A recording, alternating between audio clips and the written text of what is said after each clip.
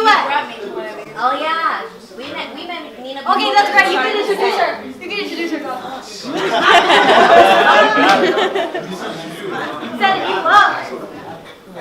All right, y'all, give it up for Jessica and Nina real quick.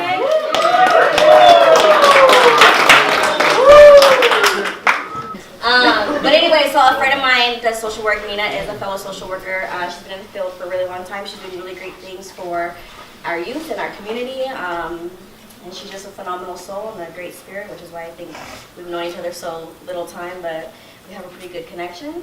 And this is her first time sharing anything, so...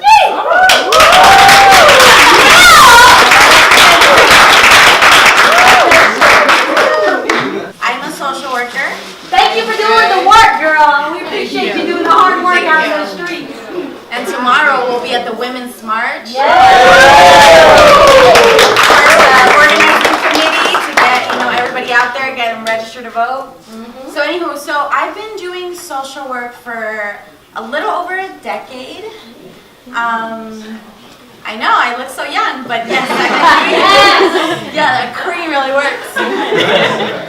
So I've also in my personal life I've lost 18 people. Either to murder, to health issues. I've had to bury people for drinking and driving, for just things. People that are close to me, I've had to bury them. So I've had a lot of loss in my life. And last Tuesday I was driving to Yuma, where my family lives, and I was going to another funeral, so number 19.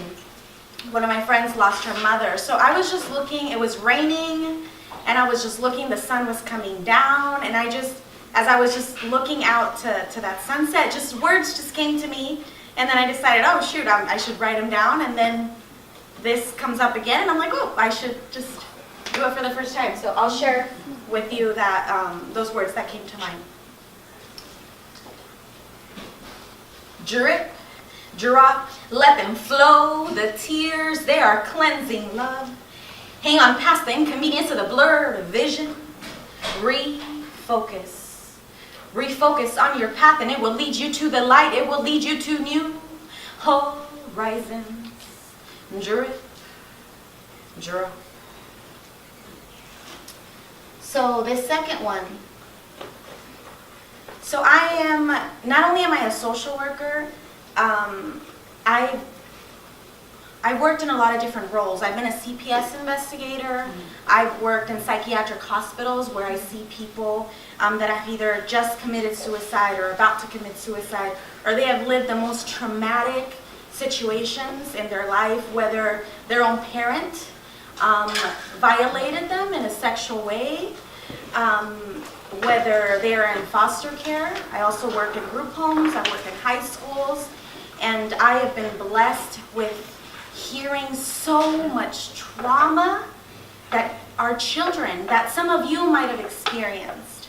So I carry these heavy, heavy stories that I'm not able to share. But what I am able to share is what to do when we are at our lowest. So there's these words that I just kind of wrote up, and it's kind of what I share. It's kind of like the gospel that I share whenever I meet with my children, whenever I meet with my mothers, because even in CPS, I would meet with the children and they would tell me their story. Then I would meet with the mothers, and the mothers had the same story their children had, and I can only imagine it's been going on for generation and generation, and it's just so much trauma and so much heaviness. And so this is pretty much how I deal in my therapy sessions. So these are some words that come to mind. Oh, I hear that the feelings come and the feelings go. I say, feel it now. Let those feelings run through you. Let them run out of you, whatever you do. Don't save them till later.